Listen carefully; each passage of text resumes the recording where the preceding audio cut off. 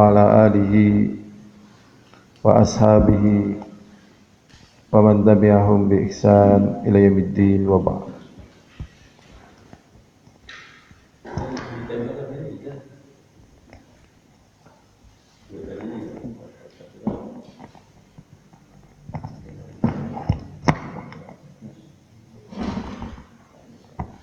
Kita lanjutkan bab baru dalam masalah ini, yaitu babu istihbabi sujudi syukri inda husulin ni'mati zahirah au indifa'i baliyah zahirah. Bab disunahkan sujud syukur. Bab disunahkan sujud syukur inda husulin ni'mah, tatkala mendapatkan nikmat zahirah, nikmat yang zahirah, nikmat yang nampak, mendapatkan kenikmatan. Indifa'i baliyah zahir, atau tertolaknya musibah yang zahir. Di sini diriwayatkan dari Sa'ad bin Abi Waqqas, semoga Allah meridainya, berkata, kharajna ma'a Rasulillah sallallahu alaihi wasallam min Makkah nuridu al-Madinah. Dari Sa'id bin Abi Waqqas, semoga Allah meridainya, berkata, kami keluar bersama Rasulullah sallallahu alaihi wasallam dari Mekah. Nuridu al-Madinah, menginginkan ke Madinah, dari Mekah menuju Madinah. Falamma kunna qariban min Azwara, tatkala kita sudah dekat dari Azwara, itu nama tempat, nazala, kami singgah. Thumma rafa'a yadayhi, kemudian beliau mengangkat kedua tangannya, fada'allaha sa'atan, dan beliau berdoa sesaat. Thumma kharra sajidan, kemudian beliau tersungkur sujud. Famakatha tawilan, kemudian beliau diam agak lama. Thumma qama, kemudian beliau berdiri. Farafa yadayhi sa'atan, kemudian mengangkat tangannya lagi sesaat. Thumma kharra sajidan, kemudian tersungkur sujud. Fa'allahu thalathan, sekitar 3 kali. Wa qala inni sa'altu rabbi, kemudian beliau mengatakan, sungguh aku mohon kepada Allah Rabbku, wa syafa'atu li ummati, dan aku memberikan syafaat kepada umatku. Fa'a'tani thulutha ummati, maka Allah memberikan kepadaku sepertiga dari umatku. Wa kharartu sajidan, maka aku tersungkur sujud. Li Rabbi syukran, untuk Rabbku dalam rangka bersyukur. Summa rafa'tu ra'si, kemudian aku mengangkat kepalaku. Wa sa'altu Rabbi, kemudian aku mohon kepada Rabbku, kepada Allah, li ummati, untuk umatku. Fa'a'tani thulutha ummati, kemudian Allah memberikan kepadaku sepertiga umatku, yang terkabul dengan doanya Rasulullah. Fa kharartu sajidan, maka aku tersungkur sujud, di Rabbi, kepada Rabbku, sepertiga ya. Jadi dipinta semuanya, yang dikasih oleh Allah berapa? Sepertiga. Sepertiga kalau persentase berarti berapa persen ini? 30%. 33% ya, itu yang diterima. Yang nggak diterima berarti berapa? Kan 67 ya. Berarti kan lebih daripada 50% ya kan, yang nggak diterima kan. Ini setelah diperjuangkan oleh Rasulullah SAW, yang dikasih segitu. Masya Allah. Ini perjuangannya Rasulullah. Rasulullah sudah berdakwah dan seterusnya, dari perkara upaya beliau termasuk dalamnya doa. Itu dikasihnya sepertiga. Sepertiga aja sudah sangat banyak sekali, sehingga beliau merasakan ini satu kenikmatan besar, dan beliau sujud syukur. Berarti memang ya persentase orang baik sama orang yang jelek itu ya nggak bisa. Orang yang baik lebih banyak itu nggak bisa, mesti lebih sedikit ya. Karena untuk jadi baik membutuhkan perjuangan, untuk menjadi jelek ya nggak perlu perjuangan, diem aja itu sudah jadi jelek ya. Diem aja sudah jadi jelek ya kan, tinggal diem aja jelek. Saatnya sholat diem aja, nggak usah sholat ya, udah nurun sendiri, udah nurun sendiri. Fa'atani thulutha ummati faqarartu sajidan, kemudian aku tersungkur sujud li rabbi syukra, maka aku tersungkur sujud untuk Rabbku bersyukur. Thumma rafa'tu ra'si, kemudian aku mengangkat kepalaku. Fasa'altu rabbi, maka aku minta kepada Rabbku, li ummati, kepada umatku.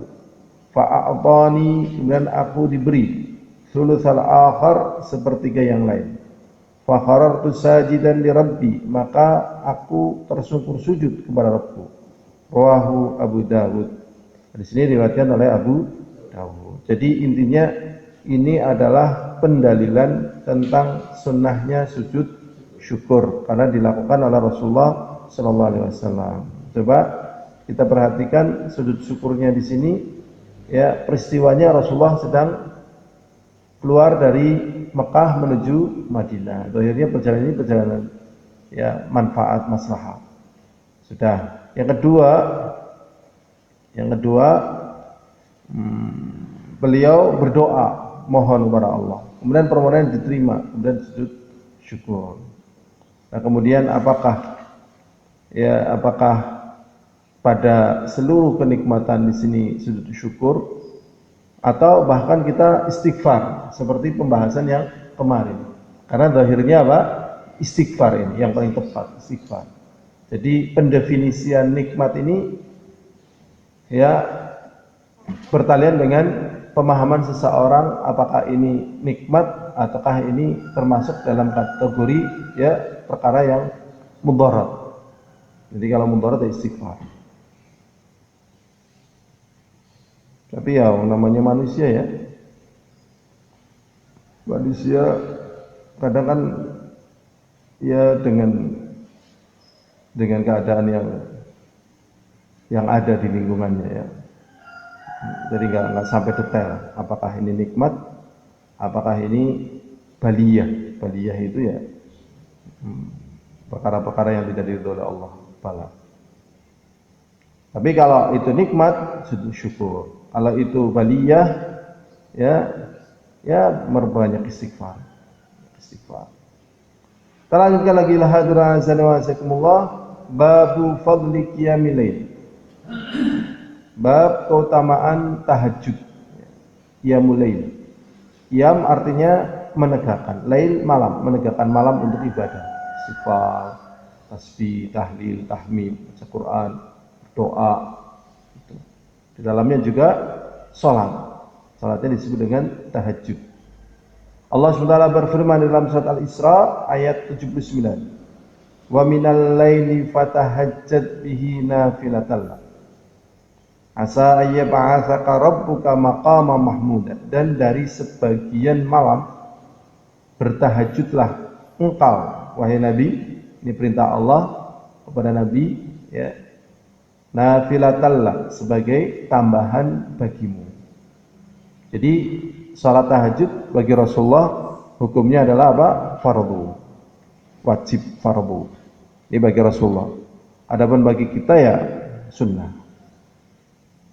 Asa ayyab'atsaka rabbuka maqaman mahmuda. Ya, boleh jadi Rabbmu akan mengangkatmu pada kedudukan yang terpuji. Tetapi kalau asa dari Allah oleh para mufassirin diartikan pasti. Diartikan apa? Pasti. Padahal artinya kan boleh jadi. Tapi maksudnya pasti karena ini dari Allah SWT. Karena pasti Allah akan ya mengangkat dirimu pada kedudukan yang terpuji, maqama mahmuda, pada arasatil qiyamah, besok dari kiamat. Wa qala ta'ala, dan juga firman Allah Ta'ala, tatajafa junubuhum 'anil madaji'. Allah SWT berfirman, tatajafa junubuhum 'anil madaji'. Ya, lambung-lambung mereka menjauh. 'Anil madaji' dari ya dipan-dipan mereka. Jadi lambung-lambung mereka menjauh dari dipan-dipan mereka. Maksudnya bangun, tidak lengket dengan dipan-dipannya. Berarti tidurnya ini ya tidak terlalu pulas. Karena kalau terlalu pulas ya lengket. Nah, bisanya tidak pulas, memang kalau tidak ada hajat, habis isya itu langsung tidur. Habis isya.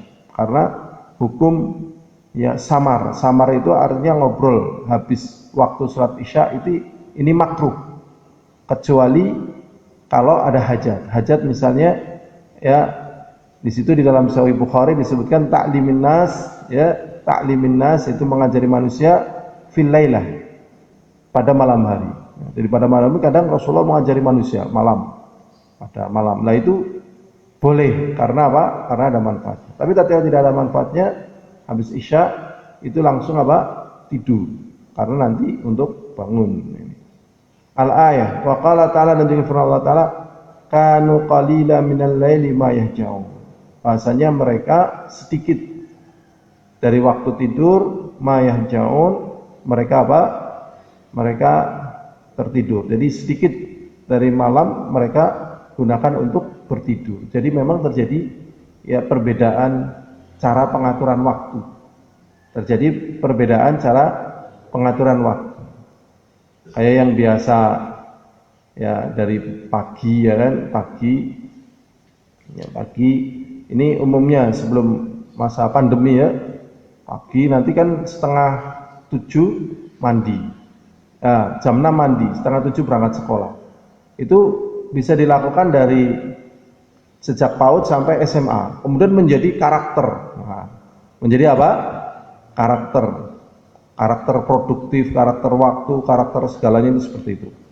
Ya, nanti apalagi masuk kuliah, apalagi menjadi pekerja atau pegawai ya.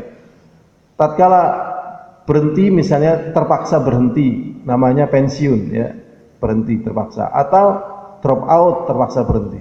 Ternyata waktunya itu berubah, apalagi masuk pesantren. Ternyata di sini ya sisa-sisa kebiasaan ini menjadi sudut pandang. Menjadi apa? Sudut pandang ya efektivitas dan produktivitas dalam menggunakan waktu. Sehingga di sini pun mengalami perasaan asing. Karena memang waktunya itu beda. Waktunya beda. Ya, coba malamnya digunakan untuk beribadah, paginya mungkin saat-saat orang sedang aktivitas, ini mungkin jam 10 siang tidur. Nyeleneh ini. Padahal ini jam-jam efektif menurut keumuman waktu umumnya manusia. Makanya perang-perang yang dilakukan oleh kaum muslimin itu waktu fajar. Karena mereka itu saat-saat fajar lagi pulas-pulasnya tidur. Karena malam untuk dansa-dansi. Untuk apa?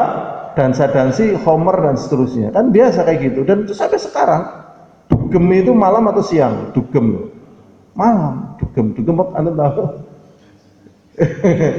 Dunia glamor malam. Itu memang waktu yang mereka lalui dalam kehidupan dunia ini. Senang gitu. Mereka lezat dalam masalah ini. Tapi orang-orang beriman, tatkala dia sudah merasakan lezatnya tahajud dan seterusnya, hal-hal yang demikian enggak lezat. Dan ternyata lebih lezat tahajud. Dan mereka menjumpai tahajud ini lebih lezat. Sehingga Rasulullah SAW menjadikan ya, mengatakan hubbiba min dunyakum at-tib wan nisa. Dijadikan rasa senang dari perkara dunia kalian kepadaku, kata Rasulullah, wanita dan minyak wangi. Wa ju'ilat qurratu 'aini fis shalah, dan dijadikan senengku ini pada salat. Sehingga tatkala salatnya terganggu, kenikmatnya terganggu. Dan mereka betapa merasa nikmatnya ya salat tahajud mengalahkan kenikmatan-kenikmatan dunia yang lainnya. Sampai coba kita perhatikan ya, Salman Al-Farisi punya istri. Istrinya tidak tersentuh. Padahal umumnya laki-laki, Abu Darda. Padahal umumnya laki-laki, ya Abu Darda temannya Salman Al-Farisi. Ya. Abu Darda. Padahal umumnya laki-laki itu senang dengan wanita. Demikian juga Rasulullah, istrinya banyak. Dan yang lainnya juga demikian. Tapi tatkala malam mereka tinggalkan istrinya. Ya. Sehingga ada seorang ulama mengatakan kenikmatan dia tatkala menulis di malam hari, ya, itu adalah kenikmatan yang luar biasa. Dan ini tidak bisa dirasakan, ya, kenikmatannya ini bagi mereka-mereka yang menikmati paha-paha wanita. Jadi sebagian manusia menikmati wanita, sebagian lagi menikmati apa? Ibadah. Bahkan ada seorang ulama, ya, karena sibuk belajar dan seterusnya, ya akhirnya diberi wanita. Ya, nggak kober mikirin bojo gitu. Akhirnya sing mikiri kan wong liya gitu. Akhirnya tatkala udah dikasih istri, akhirnya ulama ini mengatakan begini, daripada saya berbuat zalim pada dirimu, karena apa? Si wanita ini tidak disentuh karena saking asiknya dia belajar, beribadah. Ya, daripada saya tidak sentuh dan saya berdosa dan kamu terzalimi, akhirnya wanita ini dipisahkan dari dirinya. Nah, ini maksudnya sebagai gambaran ada dua sisi kehidupan yang dua-duanya nikmat, cuman cara menikmatinya apa? Berbeda. Karena dari sisi yang berbeda. Kita seperti ini kalau dilanjutkan diteruskan nikmat. Sebagaimana mereka yang minum sipat, ya. Sipat apa itu Pak Pono? Sipat, ya, ada yang bilang katanya ciu gitu. Tapi kan digomong terkenanya sipat, ya. Ini Dinkes ini perlu memeriksa ini. Kalau memang banyak yang meninggal gara-gara sipat perlu dilaporkan ini. Karena sejarah sipat itu banyak membunuh, ya, warga negara Indonesia ini. Warga negara kita. Warga kita sipat itu katanya yang bikin gombong, Cina gombong itu. Sipat. Udah berapa daftar nama orang yang mati gara-gara apa? Sipat. Katanya sih sifat itu rasanya ya pahit. Wong itu dari info yang masuk ke saya itu air rendaman kayu diambil terus pakai redeman apa? Obat nyamuk gitu loh. Itu untuk bahan baku sifat itu. Nah, anehnya kalau sudah kenal sifat itu tidak bisa lepas kecuali apa? Sifat. Seperti orang-orang soleh nggak mau lepas dengan tahajudnya, dengan qiraatul Quran. Ini nggak bisa lepas dari sifat. Nah, tatkala pergi kemana-mana bawa sifat, ditanya ini apa ini? Ini teh jahat. Kata Pak Ngabdan itu teh jahat. Sehingga kalau dimasuki air susu, air teh atau jahe dan sebagainya, ini keluar semuanya. Dan hanya bisa dimasuki oleh apa? Sifat. Waliyadzubillah. Ini perubahan apa? Perubahan rasa nikmat, ya, bagi mereka yang tidak berhenti pada perkara yang haram.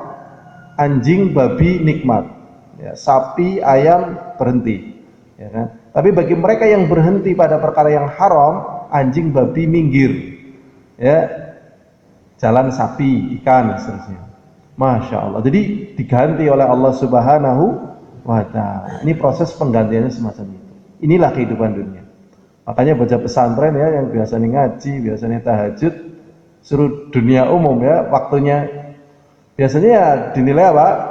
Orang disiplin, ya. Bocah orang disiplin teman. Bukan masalah nggak disiplin, cara pengaturan waktunya apa? Beda. Terjadi perbedaan seperti ini. Maka kalau kita lihat di negeri Muslim sama di negeri kafir, waktunya apa? Beda. Nah, ini satu hal yang kekurangan. Ya, kekurangan cara menilai. Ini kekurangan cara menilai. Jadi salah cara menilainya. Tatkala ditampakkan di negeri kafir, Jepang misalnya, ya, Jepang atau mungkin Amerika ataupun yang lain, mereka betul-betul sibuk waktunya. Sibuk, coba tampilan-tampilan di jalan sibuk, nggak pernah ngobrol dong, tekun belajar dan sebagainya, sibuk, luar biasa sibuk. Bagi kaum muslimin yang tidak memiliki standar penilaian yang benar, itu menyampaikan ke dunia Islam. Nih, di negeri-negeri kafir ini lebih Islami. Sudah pernah dengar pidato kayak gini, Dr. Hafiz? Ini di negeri-negeri kafir lebih Islami, mereka lebih membagi waktu, lebih begini dan begitu. Coba lihat dalil-dalil yang ada dalam Al-Quran, wal asr dan seterusnya. Ini di negeri kafir lebih Islami, karena dalam pengaturan waktunya seperti itu. Ini saya amati, ini gagal paham, salah penilaian. Dari sisi mana kita katakan gagal paham dan salah penilaian dalam masalah ini? Dari hasil survei. yang saya lakukan terhadap kaum muslimin yang tinggal di negeri kafir waktu di Yaman, sibuknya mereka tidak mendatangkan ketentraman dunia, apalagi ketentraman apa? Akhirat. Mereka terbawa. Sebagaimana para penghafal Quran, ya, penghafal Quran kalau sudah mulai menghafal Quran dan mulai senang, pun terbawa. Rasanya nggak puas. Yang sudah hafal hadis rasanya pun nggak puas, jadi terus nyedot. Ini bagi mereka yang sudah tersedot seperti ini, terus gitu, sehingga memunculkan para ahli-ahli di dalam masalah agama. Demikian juga dalam perkara dunia, itu pun tersedot. Dan mereka mendapat itu semuanya tidak mendapatkan ketenangan. Ada jiwa-jiwa kosong. Berarti apa yang mereka lakukan dan apa yang menjadi kebiasaan mereka seperti ini itu bukan jaminan keberhasilan yang ada pada mereka. Ya, bukan jaminan ya prestasi yang ada pada mereka. Bakal ada sisi-sisi gagal yang ada pada mereka, yaitu mereka tidak mendapatkan kenikmatan batin dan mereka kehilangan harapan akhirat, dan mereka pun tidak puas dengan hasil penemuan-penemuan mereka yang aslinya bermanfaat bagi bersama, tapi mereka pun tidak puas. Nah, ini bahayanya kekeliruan di dalam memahami perkara-perkara yang disuguhkan oleh Allah SWT, di antaranya bab qiyamul lail, itu bab qiyam al-lail. Jadi kalau kehilangan ini, ya niat saja kehilangan sesuatu yang dibutuhkan di dalam kehidupan ya manusia. Sehingga orang-orang kafir ingin sekali tinggal di negeri muslim. Karena apa? Nyaman. Sedangkan muslim senang tinggal di negeri kafir, hubungannya karena apa? Duit. Jadi bisa bangun rumah kerja nang Jepang gitu loh. Jadi bisa bangun, masya Allah, ini butuh kontrol ya, butuh kontrol. Memang kadang kita juga lihat dari sebagian kelemahan kaum muslimin, di antaranya dari sisi ini ketinggalan, jelas ya, ketinggalan teknologi dan sebagainya, jelas ketinggalan. Cuman kalau memang mereka beriman, bertakwa, ya, doanya makbul, ketertinggalan ini kalau ditarik dengan mereka itu tidak berbahaya. Karena Allah SWT akan senantiasa apa? Melindungi dan menjaga. Dan misalnya kaum muslimin paham dalam masalah ini, ketahuilah yang namanya kaum muslimin itu bukan hanya sekelompok orang, tapi ada kelompok-kelompok orang yang lainnya yang pun mereka ya menangani pada bidang yang mereka ahli, sehingga saling menguatkan, sehingga tidak berbahaya. Sehingga hal-hal yang demikian ini adalah perkara yang memang dibutuhkan ya, sebenarnya untuk semuanya. Cuman yang menerima adalah orang-orang yang beriman ya, atau juga orang-orang kafir, tetapi tatkala mereka melakukan ini tidak mendapatkan pahala. Sehingga orang-orang yang beriman kemudian tidak mengambil bagian-bagian dalam waktu hidupnya untuk qiyamul lail, dia rugi ya, karena ini perkara yang menjadi kekuatan ya, perkara yang menjadi kekuatan kehidupan manusia di dunia ya, kekuatan. Jadi tahajud ini termasuk kekuatan. Berikutnya hadirin azani wa azakumullah, satu hadis lagi dari Aisyah.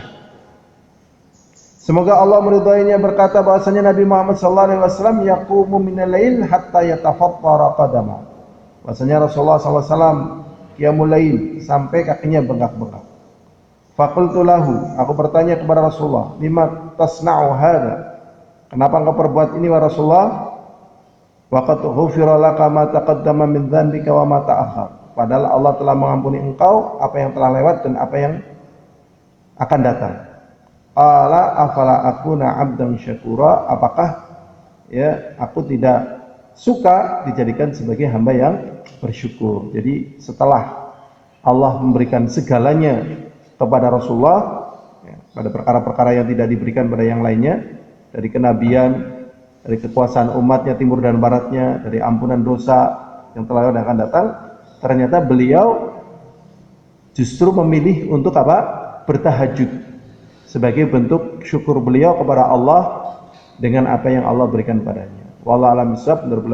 Assalamualaikum warahmatullahi wabarakatuh.